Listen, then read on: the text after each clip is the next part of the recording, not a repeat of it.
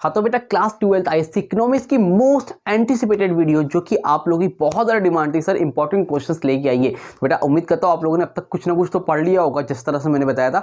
अब नहीं पढ़ा है तो ये इंपॉर्टेंट क्वेश्चंस दे रहा हूँ, इसको पढ़ लो, आप लोग का एग्जाम निकल जाएगा। 21 क्वेश्चन आपको माइक्रो में दे रहा हूँ और माइक्रो में इतना नहीं रहेंगे, माइक्रो में मुश्किल से 15 ही रहेंगे मैक्सिमम, ठीक है। तो इतने यानी कि 36 मैक्सिमम उड़ के ले लो, 40 क्वेश्चन आप पढ़ लो, आप गारंटीड एक अच्छे नंबर के साथ पास हो जाओगे। सेक्शन है की गारंटी कोई नहीं ले पाएगा बेटा, मैं भी नहीं ले सकता क्योंकि उसमें तो एक क्वेश्चन प्रिडिक्ट करना भी इम्पॉसिबल है, ठीक है। लेकिन सेक्शन बी और सेक्शन सी जो कि आपके 64 मार्क्स का बनेगा, उसमें से आपका एटलीस्ट 40-50 मार्क्स तो आ जाएगा। जितना कह रहा हूं उसको देख के चले जाओ, अच्छे पास हो जाओगे। टॉपर लोग इस वीडियो को नहीं देखे, पहले ही बता दे रहा हूं, ठीक है। तो अब देखो 21 micro economics most important question कौन कौन से। सबसे पहला आप जो टॉपिक पढ़ के जाओगे डिमांड चैप्टर में, वो है reason for downward slope for the demand curve, ठीक है। Reason for downward slope of the demand curve, मतलब जो डिमांड कर्व का जो स्लोप होता है ऐसे बनता है हमेशा, डाउनवर्ड क्यों होता है ये आपको बताना है, मोस्ट इंपॉर्टेंट क्वेश्चन है, ठीक। Number 2 3 exceptions of law of demand, 4 पढ़ सकते हो तो 4 पढ़ लेना। तो exceptions of the law of demand, कहां पर लॉ ऑफ डिमांड काम नहीं करता है, प्राइस बढ़ता है डिमांड घटती है, प्राइस घटता है डिमांड बढ़ती है, आप लोगों ने पढ़ा है। लेकिन कुछ जगह ऐसी होती है जहां पर लॉ ऑफ डिमांड काम नहीं करता है, ये आपको देख के जाना है, ठीक। Number 3 movement along the demand curve and shift of the demand curve, ठीक है। एक जगह मूवमेंट होती है, एक जगह शिफ्ट होता है, जहां पर इसको हम लोग होते हैं एक्सपेंशन और कॉन्ट्रैक्शन, इंक्रीज एंड डिक्रीज, वो आप देख लो। वीडियो पूरी अपलोडेड है, पूरा सिलेबस अपलोडेड, डिस्क्रिप्शन में प्लेलिस्ट है, जाके आप पढ़ सकते हो, ठीक है। Number 4 difference between TU and MU, total utility and marginal utility का रिलेशनशिप, और इसका कर्व भी देख के जाओगे, ठीक। उसके बाद 5वां चैप्टर, दूसरा चैप्टर जो आपका थ्योरी ऑफ कंज्यूमर बिहेवियर है, उसको आप ईमानदारी से मैं बोलूं तो उसमें सारे के सारे क्वेश्चन आप पढ़ के जाओ, बेस्ट रहेगा। जैसे आप कॉमर्स से बिजनेस एनवायरनमेंट पढ़ के गए तो उस तरह इसमें से पढ़ के जाओ, कम से कम 8 नंबर तो आपके इस चैप्टर से बनने वाला है। एक क्वेश्चन 6 नंबर का आएगा, कौन सा आएगा पता नहीं है, इसलिए उसको पूरा पढ़ के जाओ। मैंने तब भी 3 क्वेश्चन दिए हैं, इसको आप देख लो। Consumer equilibrium through cardinal approach, 1 commodity case, 1 commodity case भी पढ़ोगे और 2 कमोडिटी केस दोनों पढ़ के जाओगे, ठीक। उसके बाद define indifference curve and properties of indifference curve, ये भी पढ़ के जाओगे। और question number 7 consumer equilibrium through indifference curve approach, मतलब ये 5, 6, 7 मोस्ट एंटिसिपेटेड क्वेश्चन है बोर्ड एग्जाम के हिसाब से। कहीं ना कहीं आपको क्वेश्चन देखने को जरूर मिलने वाले हैं बोर्ड में, देख ध्यान से इसको पढ़ के जाओ।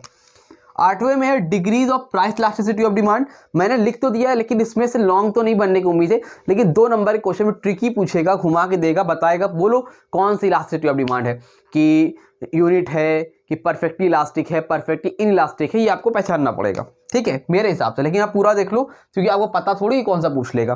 फिर factors affecting price elasticity of demand, ठीक है, प्राइस इलास्टिसिटी डिमांड में क्या क्या फैक्टर्स अफेक्ट करते हैं वो देख लो। और फैक्टर अफेक्टिंग मेरा तो कहना है demand, elasticity of demand, supply elasticity of supply, सबका देख लो। मेरे ख्याल से आप लोगों ने थोड़ा भी अवधि पढ़ा होगा ये 10th क्लास में, तो आपको फैक्टर्स सबके पता होंगे। एटलीस्ट 3 फैक्टर जरूर से देख के जाओ, ठीक है, लेकिन इसका जरूर से पढ़ लो जो मैंने लिखा है। फिर types of income elasticity of demand देख के जाओगे, पॉजिटिव, इनकम और क्रॉस, इसको भी पढ़ोगे, ठीक। उसके बाद इधर आते हैं तो सप्लाई चैप्टर में exceptions of law of supply, एक ही टॉपिक मैंने दिया इसमें से, ठीक। उसके बाद explain price ceiling and price floor market mechanism, most important question है। एक तो ट्रिकी क्वेश्चन बनेगा, केसेस 18 केसेस थे तो वो मैंने नहीं दिया, आप लोगों ने नहीं पढ़ा है तो अभी आपको दिक्कत है, वीडियो जाके देखो, वो समझ लो, उसमें इंपॉर्टेंट नहीं बता सकता कोई, 18 केसेस है, कौन सा आएगा नहीं पता, वो चैप्टर आपके अंडरस्टैंडिंग में डिपेंड करता है। तो वीडियो देखो, 1 घंटे के अंदर पूरा चैप्टर हो जाएगा, ठीक है। नहीं तो इस चैप्टर से आपसे प्राइस सीलिंग प्राइस फ्लोर पढ़ लो, लास्ट ईयर भी 4 नंबर का क्वेश्चन आया था प्राइस सीलिंग, हो सकता है इस साल प्राइस फ्लोर आ जाए, ठीक ना। उसके बाद explain law of variable proportion and 3 stage of production, law of variable proportion क्या होता है, उसके 3 स्टेज आपको पढ़ के जाने हैं। फिर causes of increasing diminishing and negative return, ये भी मोस्ट इंपॉर्टेंट क्वेश्चन है, 6 नंबर में बनेगा, लास्ट ईयर आया था।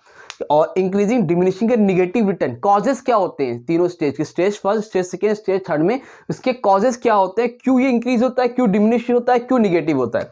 15 difference between return to a factor, return to scale, return to a factor, return to scale के बीच में क्या डिफरेंस है, इसको पढ़ लो। Question number 16 Y F C is rectangular hyperbola and Y M C is U shaped curve, ये सब क्वेश्चन जो है आपको 2 नंबर के क्वेश्चन में देखने को मिलेंगे, बताओ भैया ऐसा क्यों होता है, ठीक। Question number 17 relationship between T R, A R, M R under perfect competition, total revenue, average revenue and marginal revenue में रिलेशनशिप बताना है अंडर इम्परफेक्ट कॉम्पिटिशन में, ठीक। चैप्टर 9 में पूरा पढ़ के जाओ भाई, सिंपल सी बात है, 10 मिनट का चैप्टर है।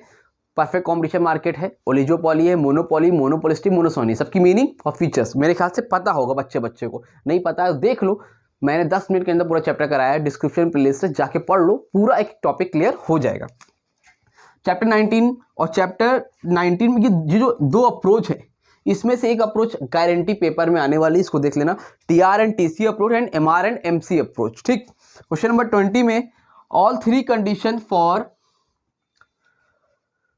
शॉर्ट रन, ठीक है, फॉर शॉर्ट रन क्या है, short run equilibrium position of a firm under perfect competition. तो जितनी भी 3 कंडीशंस है 11 चैप्टर में short run under perfect competition में, जिसमें आप लोग ने बनाया होगा तीनों कर्व इस तरह से कि आपका ये है, एक तो M R equal to M C होता है, दूसरी कंडीशन थी A R greater than A C, एक में है ए सी बड़ा है ए आर से, और एक में ए आर इक्वल टू ए सी है। तो ये तीनों कंडीशन आपको पढ़ के जाना है। ठीक, और फिर 21 पे है derivation of the short run supply curve under perfect competition. तो ये भी लास्ट टॉपिक है 21 का। ठीक, इसमें एक दो क्वेश्चन अगर पॉसिबल हो तो ऐड कर लो, पढ़ सकते हो तो ज्योमेट्रिक मेथड पढ़ लेना, आपका डिमांड इलास्टिसिटी और डिमांड इलास्टिसिटी ऑफ सप्लाई में दिया है, अगर आप इतना कर लेते हो तो उसके बाद पढ़ लेना, नहीं कर पाते हो भाई तो कोई बात नहीं। और एक क्वेश्चन इसमें यहाँ लिखा नहीं मैंने, उसको भी ऐड कर लो, 22 समझ लो, एक लाइन का एक वर्ड का है कि ब्रेक इवन पॉइंट क्या होता है और शटडाउन कॉस्ट क्या होता है, शटडाउन क्या होता है, शटडाउन कॉस्ट क्या होता है। ठीक, ये दो टॉपिक पढ़ो, एक नंबर का ब्रेक इवन पॉइंट, जहां पर ना प्रॉफिट ना लॉस हो रहा है उसको ब्रेक इवन पॉइंट बोलते हैं।